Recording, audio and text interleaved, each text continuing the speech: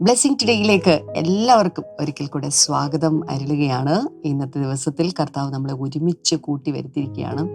ദൈവത്തിൻ്റെ പദ്ധതി പ്രകാരം, അല്ലെങ്കിൽ ഒരു കുടുംബാംഗങ്ങൾ ഒരുമിച്ച് കൂടുന്നത് പോലെ, ഒരു കുടുംബം ഒരുമിച്ച് കൂടുന്നത് പോലെ കർത്താവ് നമ്മളെല്ലാവരെയും ഒരുമിച്ച് കൂട്ടി ചേർത്ത് വെച്ചിരിക്കുകയാണ്. കർത്താവിൻ്റെ ഒരു വലിയ സ്നേഹത്തിൻ്റെ ആ ഒരു ബന്ധത്തിൻ്റെ കീഴിൽ ഇരിക്കാൻ നമുക്ക് സാധിക്കുന്നതിൽ ഞാൻ അഭിമാനിക്കുന്നു, സന്തോഷിക്കുന്നു, കർത്താവിനെ സ്തുതിക്കുന്നു.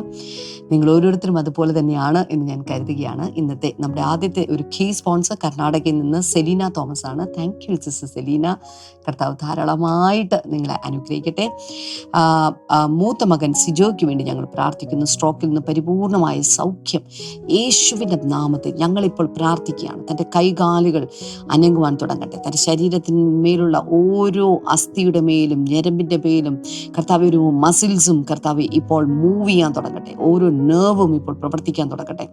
ഇളയ മകൻ ലിജോയുടെ വിവാഹം നടക്കുവാൻ ഞങ്ങൾ പ്രാർത്ഥിക്കുന്നു. സ്വർഗീയമായ വിടുതലുകൾ, വാതിലുകൾ അങ്ങ് തുറക്കണമേ എന്ന് പ്രാർത്ഥിക്കുന്നു കർത്താവെ. അടുത്തതൊരു കോ സ്പോൺസറാണ് ബറോഡയിൽ നിന്ന് ഷേർലി മാത്യു ആണ്. Thank you sister Shirley. കർത്താവ് ധാരാളമായിട്ട് അനുഗ്രഹിക്കട്ടെ. കർത്താവെ, ഞങ്ങൾ ഒരുമിച്ച് പ്രാർത്ഥിക്കുന്നു. നീ ചെയ്ത എല്ലാ നന്മകൾക്കായിട്ട് ഞങ്ങൾ നന്ദി പറയുന്നു. ഒപ്പം തൻ്റെ മകൻ എത്രയും വേഗം ജോലി ലഭിക്കുവാൻ സ്വർഗത്തിലെ കർത്താവെ അങ്ങയുടെ വഴികളും വാതിലുകളും ഈ ദിവസങ്ങൾ തുറന്ന് മാനിക്കണമേ കർത്താവെ. അങ്ങ് പ്രാർത്ഥന കേട്ടതിനായി നന്ദി പറയുന്നു, യേശുവിൻ്റെ നാമത്തിൽ തന്നെ. ആമേൻ, ആമേൻ. തുടർന്ന് അനുഗ്രഹിക്കപ്പെട്ട സന്ദേശമാണ് നിങ്ങൾ കേൾക്കാൻ പോകുന്ന ഇന്നത്തെ സന്ദേശം. എനിക്കറിയാം കർത്താവ് ഒത്തിരി കാര്യങ്ങൾ നിങ്ങളെ പഠിപ്പിക്കാൻ പോകുകയാണ്. ദൈവവചനം തേനിനേക്കാൾ, തേൻകട്ടേക്കാൾ മധുരതരമാണ്. അത് നമ്മുടെ അണ്ണാക്കിന് ഏറ്റവും മധുരതരമാണ് എന്ന് പറയുമ്പോൾ, അതുപോലെ മാധുര്യമാർന്ന ആ വചനം നിങ്ങളുടെ ജീവിതത്തിലെ കയ്പായുള്ള അവസ്ഥകളുടെ നടുവിൽ മാധുര്യത്തോടെ നിങ്ങളെ നയിക്കും. അതിനുവേണ്ടി വേഗത്തിൽ ഇന്നത്തെ സന്ദേശത്തിലേക്ക് നമുക്ക് കടക്കാം.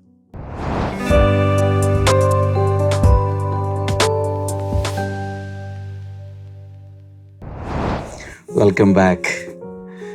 പുതിയൊരാഴ്ചയിലേക്ക് നമ്മൾ പ്രവേശിച്ചിരിക്കുന്നു.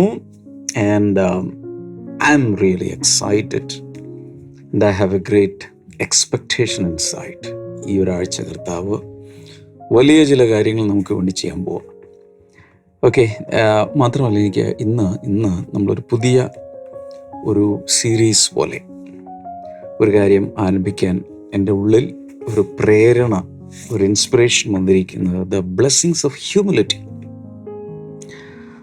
എങ്ങനെ ഇതിനെ പറയേണ്ടത്? താഴ്മയിൽ നിന്നുള്ള അനുഗ്രഹങ്ങൾ. വിനയം നമ്മുടെ അകത്തുണ്ടെങ്കിൽ അതിൽ നിന്ന് നമുക്ക് കിട്ടുന്ന അനുഗ്രഹങ്ങളെക്കുറിച്ചാണ്. അതിൻ്റെ പല ആസ്പെക്റ്റുകൾ അടുത്ത ചില ദിവസങ്ങളിൽ നമ്മളൊന്ന് ചിന്തിക്കാൻ പോവുകയാണ്. നമ്മൾ ആദ്യം വായിക്കുന്ന വചനം James chapter 4 and verse number 6. ഞാൻ ഇംഗ്ലീഷിൽ വായിക്കാം. സ്ക്രീനിൽ നിങ്ങൾക്ക് മലയാളം കാണാൻ കഴിയും. നിങ്ങൾ പേഴ്സണൽ ബൈബിളിലോ മൊബൈൽ ആപ്പിലോ ഒക്കെ നിങ്ങൾക്ക് വേണമെങ്കിൽ നോക്കാം. James chapter 4 verse number 6. യാക്കോബിൻ്റെ ലേഖനം 4-6 വചനത്തിൽ, but he gives more grace. That's why scripture says God opposes the proud but shows favour to the humble. ഞാൻ എൻ്റെതായ പരിഭാഷയാണ് ഞാൻ പറയാൻ പോകുന്നത്. സ്ക്രീനിൽ നിങ്ങൾക്ക് ശരിയായ പരിഭാഷ വായിക്കാം. But he gives more grace, എന്നാൽ അവൻ കൂടുതൽ കൃപ നൽകുന്നു. അതുകൊണ്ടാണ് തിരുവെഴുത്ത് പറയുന്നത് ഗോഡ് ഓപ്പോസസ് ദ പ്രൗഡ്. ദൈവം നിഗളികളോട് എതിർത്ത് നിൽക്കുന്നു. But shows favour to the humble. എന്നാൽ താഴ്മയുള്ളവർക്ക് കൃപ നൽകുന്നു, അല്ലെങ്കിൽ താഴ്മയുള്ളവരുടെ മേൽ അവൻ പ്രസാദിക്കുന്നു. അപ്പോൾ ഈ പ്രൈഡും അതുപോലെ ഹ്യൂമിലിറ്റിയും ഓപ്പോസിറ്റ്സ് ആണെന്ന് എല്ലാവർക്കും അറിയാം, ആൻറ്റണിംസ് ആണ്. ചില ഹൃദയങ്ങളിൽ നിഗളം, അഹങ്കാരഭാവം നിറഞ്ഞിരിക്കുന്നു. എന്നാൽ ചില ഹൃദയങ്ങൾ താഴ്മയുള്ളതാണ്. Humility can attract God's favour. നമ്മുടെ ഹൃദയത്തിൽ താഴ്മയുണ്ടെങ്കിൽ ദൈവത്തിൻ്റെ കൃപയെ അത് ആകർഷിച്ച് വലിച്ച് ഇറക്കിക്കൊണ്ടുവരും. ഞാൻ പറഞ്ഞു, ശ്രദ്ധിച്ചോ?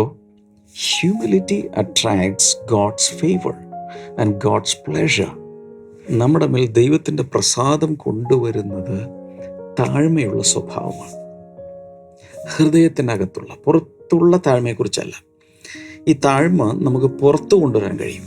ഉദാഹരണത്തിന് നല്ല കേർട്ടസി കാണിക്കാമെങ്കിൽ മറ്റുള്ളവരെ കാണുമ്പോൾ, ഈ നമ്മുടെ നാട്ടിൻ്റെ അനുസരിച്ച് ഇങ്ങനെ കൊടുക്കുക, ഇങ്ങനെ ഒന്ന് കുനിയുക.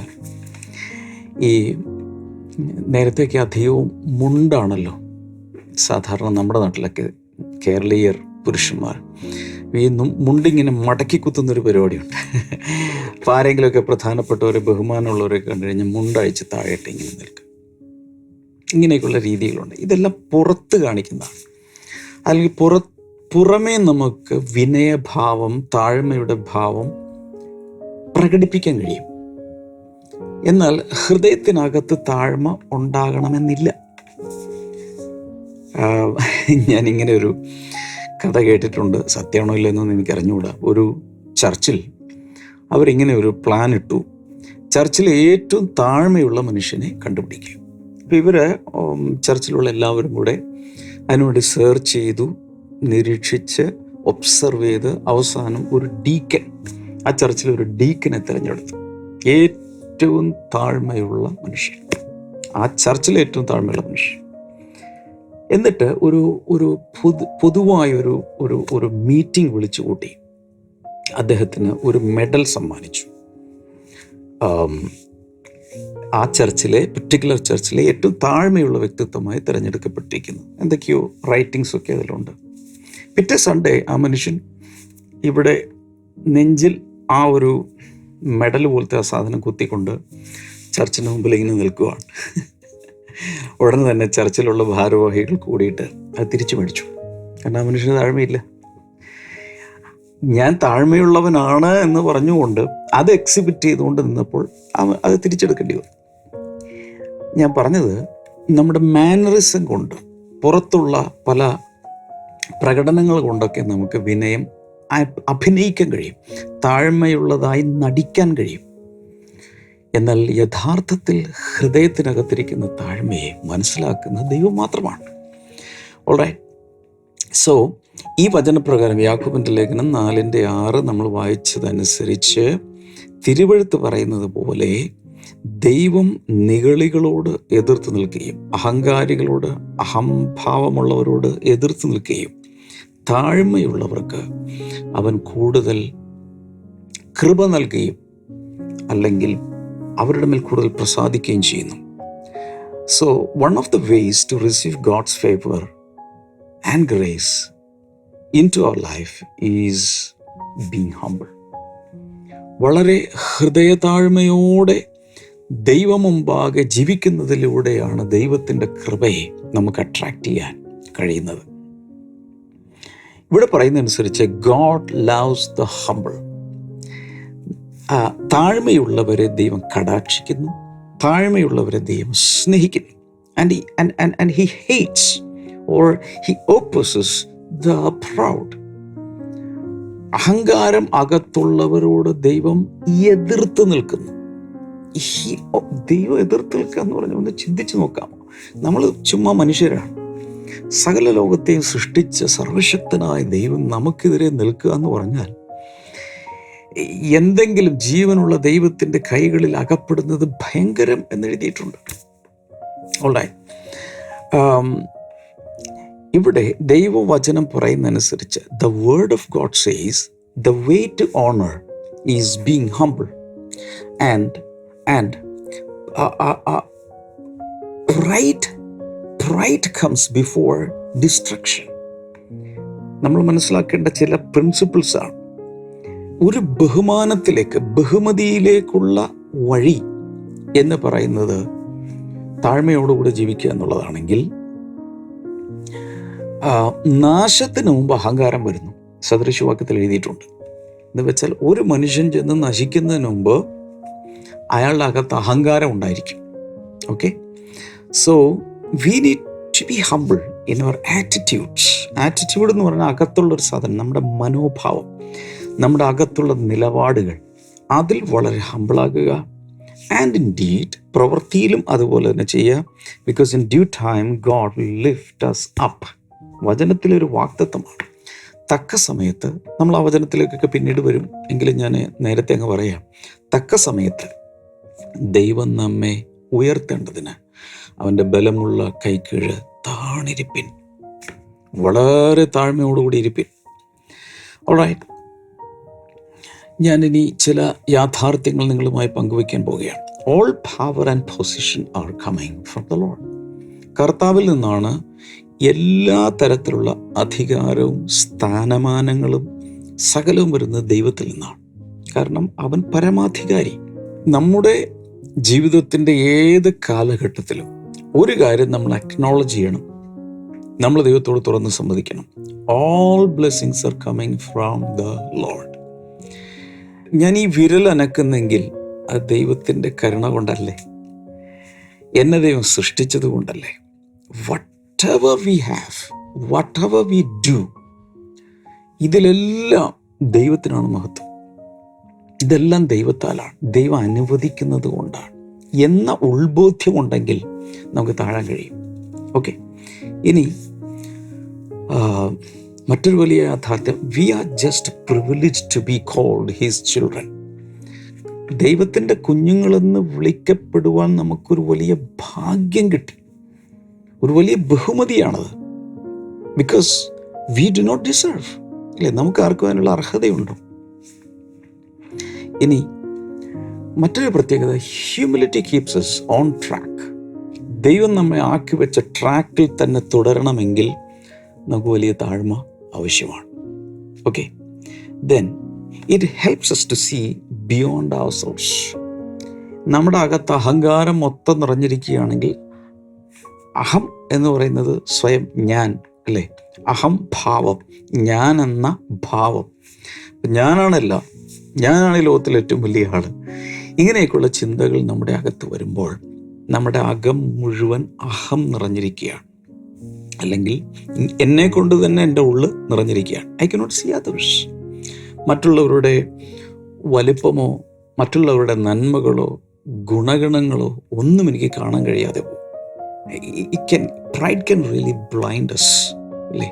അഹങ്കാരം കൊണ്ട് കുരുടായി പോകും. നമുക്ക് മറ്റുള്ളതൊന്നും കാണാൻ, മറ്റുള്ളവരുടെ നന്മ കണ്ട് അപ്രീഷിയേറ്റ് ചെയ്യാനൊന്നും നമുക്ക് സാധ്യമല്ല. നമ്മുടെ അപ്പുറത്തേക്ക്, നമ്മുടെ ജീവിതത്തിനപ്പുറത്തേക്ക് മറ്റുള്ളവരെ കാണണമെങ്കിൽ നമ്മുടെ അകത്ത് ഹ്യൂമിലിറ്റി ഉണ്ടായിരിക്കണം. അല്ലെങ്കിൽ രണ്ട് ഗ്ലാസസിലൂടെ, ഹ്യൂമിലിറ്റിയുടെ ഗ്ലാസസിലൂടെ, താഴ്മയുടെ ആ ലെൻസിലൂടെ മാത്രമേ നമുക്ക് മറ്റുള്ളവരെ ശരിയായി കാണാൻ കഴിയൂ. അഹങ്കാരം കൊണ്ടാണെങ്കിൽ ഇത് മുഴുവൻ ഡാർക്കായി പോകും. ഓക്കെ, മാത്രമല്ല നമ്മൾ മനസ്സിലാക്കേണ്ട ഒരു കാര്യം, യേശുവിൻ്റെ അനുഗാമി, യേശുവിനെ പിന്തുടരുന്നൊരു വ്യക്തി, എ ഫോളോവർ ഓഫ് ജീസസ് എന്ന രീതിയിൽ ഒരു മാർക്ക് നമുക്ക് കിട്ടുന്നത്, അല്ലെങ്കിൽ ജനങ്ങൾ നമ്മളെ ശ്രദ്ധിക്കുന്നത് താഴ്മയുടെ ഭാവത്തിലൂടെയാണ്. അഹങ്കാരിയായ ഒരാളെ ഒരിക്കലും യേശുവിൻ്റെ ശിഷ്യനായിട്ട് മറ്റുള്ളവർക്ക് അംഗീകരിക്കാൻ ബുദ്ധിമുട്ട് വരും. ശരിയാണോ ഞാൻ പറയുന്നത്? എന്ന് മാത്രമല്ല, ക്രിസ്തുവിലെ ശുശ്രൂഷകർക്കുണ്ടായിരിക്കേണ്ട ഒരു ഭാവമാണ് താഴ്മയുടെ ഭാവം. കാരണം യേശുവിലുള്ള ഭാവമാണത്. അതിലേക്കൊക്കെ നമുക്ക് പിന്നീട് വരാം. Jesus is the most humble character in the universe. യേശുവിനെ പോലെ താഴ്മയുള്ള വേറെ ഒരാളും ഇല്ല. ഞാൻ നിങ്ങൾ പല പ്രാവശ്യം പറഞ്ഞിട്ടുണ്ട്. മത്തായിയുടെ സുവിശേഷം 11:29. ഒരു പ്രഭാതത്തിൽ ഞാൻ പ്രാർത്ഥിച്ചുകൊണ്ടിരിക്കുന്ന സമയത്ത് ശക്തമായ എൻ്റെ ഉള്ളിൽ വന്ന ഒരു വചനമാണ്. ആ വചനം പരിശുദ്ധാത്മാവ് ഇങ്ങനെ അകത്തേക്ക് സ്റ്റെയറപ്പ് ചെയ്ത് കൊണ്ടുവന്നപ്പോൾ ഞാൻ കരഞ്ഞു. ഞാൻ സൗമ്യതയും താഴ്മയും ഉള്ളവനാകയാൽ എന്നോട് കേട്ട് പഠിപ്പിൻ. ഇത് ആരാ പറയുന്നേ? സകലവും സൃഷ്ടിച്ച യേശു കർത്താവ് പറയാം, ഞാൻ സൗമ്യതയും താഴ്മയും ഉള്ളവനാകയാൽ. സോ യേശു കർത്താവിൻ്റെ ക്യാരക്ടറിൻ്റെ കോർ എന്ന് പറയുന്നത് താഴ്മ. ആ താഴ്മയിൽ നിന്നാണ് കർത്താവ് സകലവും ചെയ്തത്. ഓൾറൈറ്റ്. സോ യേശു കർത്താവ് താഴ്മയും സൗമ്യതയും ഉള്ളവനായതുകൊണ്ട് അവൻ്റെ ശിഷ്യന്മാർ, അവൻ്റെ ശുശ്രൂഷകർ, അവനെ അനുഗമിക്കുന്നവരും അത് ഫോളോ ചെയ്യണം. ആ പാറ്റേൺ ക്യാരക്ടറിൽ ഫോളോ ചെയ്യണം എന്നാണ് ഉദ്ദേശിക്കുന്നത്. It is humility that helps us to stoop down and help those who are in need. So താഴ്മയുള്ളവർക്ക് മാത്രമേ കുനിയാൻ കഴിയൂ. Okay, to stoop down and help those who are in need. ആവശ്യത്തിലിരിക്കുന്ന വ്യക്തിയുടെ അടുക്കലേക്ക് കുനിഞ്ഞ് താഴ്ന്ന് എന്തെങ്കിലും ചെയ്യണമെങ്കിൽ അകത്ത് താഴ്മ വേണം. താഴെ കിടക്കുന്ന ഒരാളെ എഴുന്നേൽപ്പിക്കണമെങ്കിൽ കുനിയാതെ പറ്റൂ. അതല്ലേ ശുശ്രൂഷ.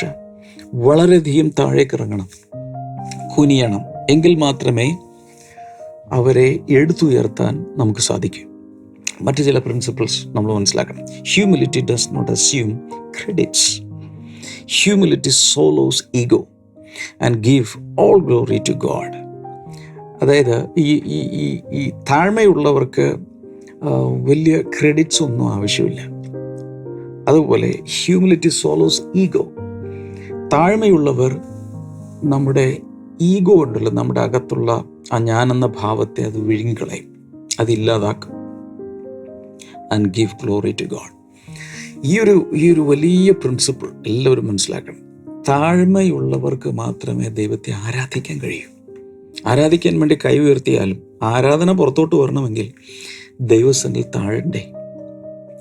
വെളിപ്പാട് പുസ്തകം 4-5 അധ്യായങ്ങളിൽ സ്വർഗത്തിൽ നടക്കുന്ന വർഷിപ്പിൻ്റെ, ഭൂമിയിൽ നമ്മൾ പല സഭകളിലെ ആരാധന കണ്ടിട്ടുണ്ട്, വർഷിപ്പ് കോൺസേർട്ടുകൾ നമ്മൾ കണ്ടിട്ടുണ്ട് അല്ലേ, ഭയങ്കരമായ വർഷിപ്പൊക്കെ നമ്മൾ കണ്ടിട്ടുണ്ട്.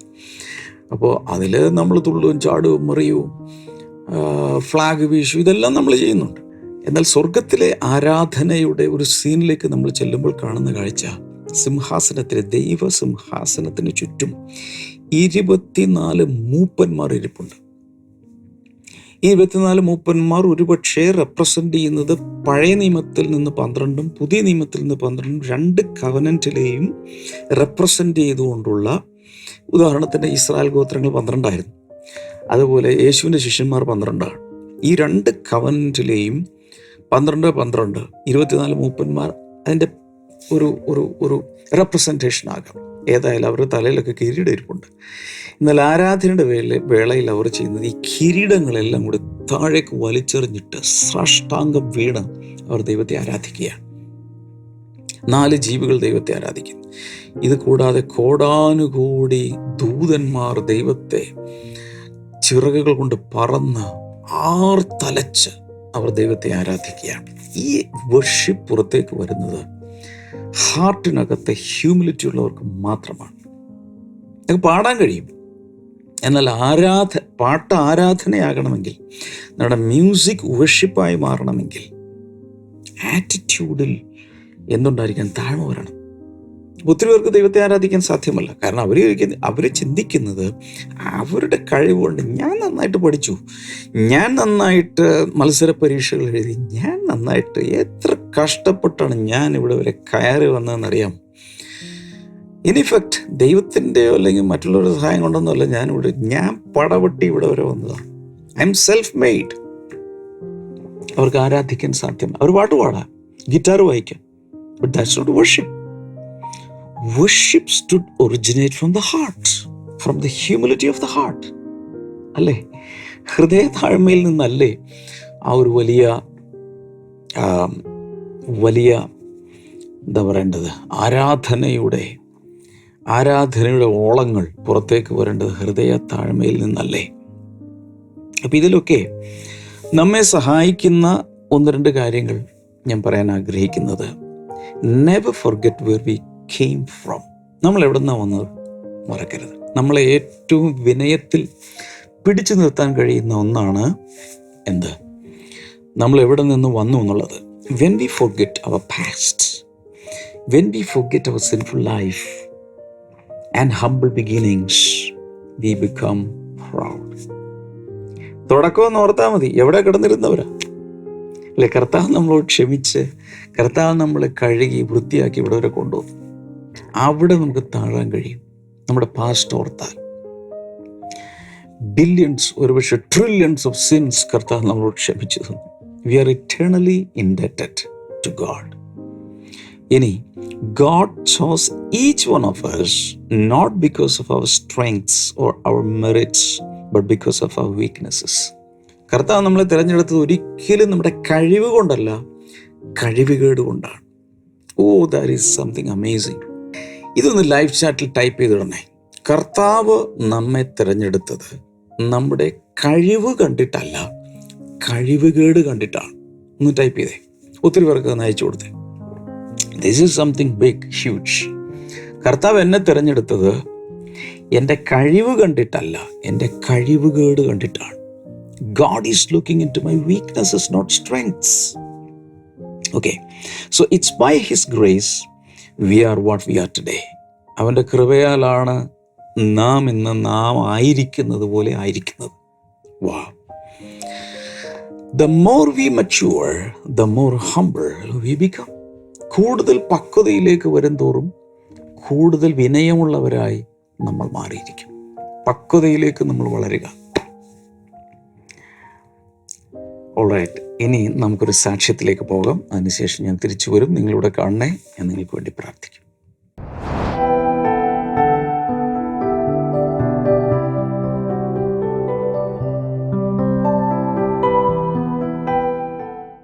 ബ്രദർ, ഇവരുടെ ഭാര്യയും ഭർത്താവുമാണ്. ഭർത്താവിൻ്റെ പേര് വിൽസൺ, ഭാര്യയുടെ പേര് ആശ. ഒരു കുഞ്ഞിനെ ദൈവം നൽകിയ സാക്ഷ്യമായിട്ടാണ് ഇവർ വന്നിട്ടുള്ളത്. ആശ പറഞ്ഞത് ഇങ്ങനെയാണ്. ഇവരുടെ വിവാഹം കഴിഞ്ഞിട്ട് 2000-ലായിരുന്നു. അപ്പോൾ ഇവർ പല ഹോസ്പിറ്റലുകളിലും പോയി അവർ ചെക്കപ്പ് നടത്തി. ഓരോ ഹോസ്പിറ്റലുകളിൽ നിന്നും ചെക്കപ്പ് നടത്തി കഴിഞ്ഞിട്ട് പറയും കുഞ്ഞുങ്ങളുണ്ടാവാൻ വളരെ ബുദ്ധിമുട്ടാണെന്ന് പറഞ്ഞു. ലാസ്റ്റ് ഇവരൊരു ഹോസ്പിറ്റലിൽ ചെന്നപ്പോഴേക്കും അവർ വിശദമായ ചെക്കപ്പൊക്കെ നടത്തിയിട്ട് പറഞ്ഞു കൗണ്ട് വളരെ കുറവായതുകൊണ്ട് കുഞ്ഞുങ്ങളുണ്ടാവാൻ വളരെ ബുദ്ധിമുട്ടാണ്. ഏറ്റവും നല്ലത് ഇനിയും താമസിക്കാതെ IVF-ലോട്ട് പോകുന്നതാണ് നല്ലത് എന്ന് ആ ഡോക്ടേഴ്സ് ഇവരെ ഉപദേശിച്ചു. ശരിക്കും പറഞ്ഞാൽ 6 വർഷമാണ് കുഞ്ഞുങ്ങളില്ലാതിരുന്നത്. 6 വർഷം. ഒത്തിരി പണവും അവർ അതിനുവേണ്ടി ചെലവഴിച്ചിരുന്നു. അങ്ങനെ ഇരിക്കുമ്പോൾ ഈ സഹോദരി ബ്ലെസ്സിങ് ടുഡേ TV പ്രോഗ്രാം കാണുന്ന ഒരു വ്യക്തിയാണ്. ഇവിടെ ഇതുപോലെ ഒരു ബ്ലെസ്സിങ് ഫെസ്റ്റിവലിൽ വന്നു.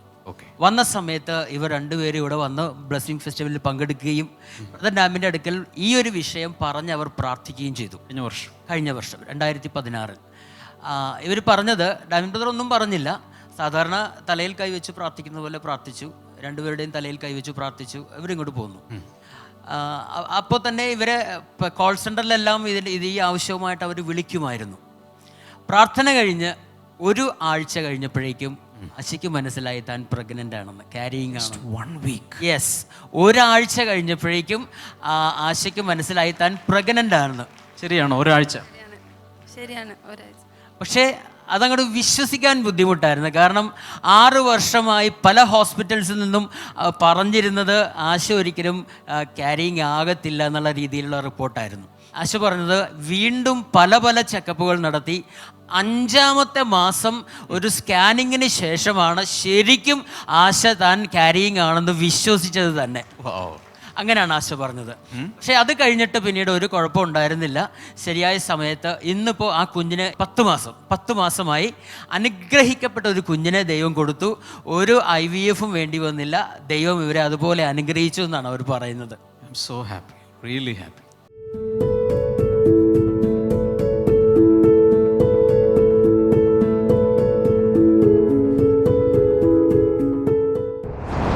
നമുക്ക് പ്രാർത്ഥിക്കാം.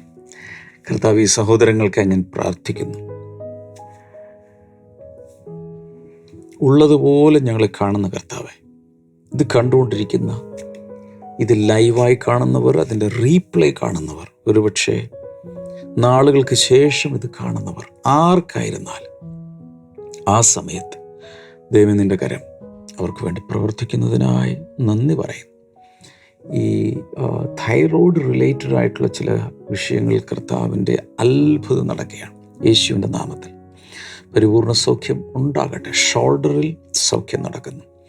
ഇൻ ജീസസ് നെയിം അതുണ്ടാകട്ടെ. ഹെർണിയ പോലുള്ള രോഗങ്ങൾ യേശു കർത്താവിൻ്റെ നാമത്തിൽ ഇപ്പോൾ സൗഖ്യമാകട്ടെ. അലർജികൾ സൗഖ്യമാകട്ടെ in the name of Jesus. Cancer രോഗം യേശുവിൻ്റെ നാമത്തിൽ ഇപ്പോൾ സൗഖ്യമാകട്ടെ. Thank you master, thank you master. അതുപോലെ ഒരു പർട്ടിക്കുലർ ഒരു കാര്യം എൻ്റെ അകത്തേക്ക് വരുന്നത്, ഈ കണ്ണിൻ്റെ അകത്ത് റെഡ് നിറത്തിൽ ഈ കണ്ണിനുള്ള അതൊന്നുമല്ല, പക്ഷെ കണ്ണിൽ ഒരു തരം ചുവന്ന കളർ വന്നിട്ട് അതെന്താണെന്നൊന്നും മനസ്സിലായിട്ടില്ല. ഒരു പക്ഷെ മനസ്സിലായി കാണും, പക്ഷേ അത് മാറുന്നില്ല. നിങ്ങൾക്ക് ആ കണ്ണിലേക്കൊന്ന് കൈവയ്ക്കാം. യേശുവിൻ നാമത്തിൽ അതിൻ്റെ റൂട്ട് കോസ് എന്താണെങ്കിലും ഇപ്പോൾ സൗഖ്യമാകട്ടെ in the name of Jesus. ഭക്ഷണം കഴിച്ചാലുള്ള അലർജികൾ യേശുവിൻ്റെ നാമത്തിൽ സൗഖ്യമാകട്ടെ. കൈകൾ നീട്ടിപ്പിടിക്കാം. കർത്താവെ, നിൻ്റെ കുഞ്ഞുങ്ങളുടെ നാമത്തിൽ ഞാനിപ്പോൾ ബ്ലസ് ചെയ്ത് പ്രാർത്ഥിക്കുന്നു ഇൻ ജീസസ് നെയിം. ആമേൻ. കർത്താവ് എല്ലാവരും ധാരാളം അനുഗ്രഹിക്കട്ടെ. നമുക്ക് നാളെ വീണ്ടും മീറ്റ് ചെയ്യാം. ദയവായി ഇതിൻ്റെ ലിങ്കുകളൊക്കെ ഒത്തിരി പേർക്ക് അയച്ചു കൊടുക്കുക. ഇതെടുത്തൊന്ന് വാട്സപ്പ് സ്റ്റേറ്റസ് ആക്കുകയൊക്കെ ചെയ്യണമേ. Okay, God bless you. See you tomorrow. By.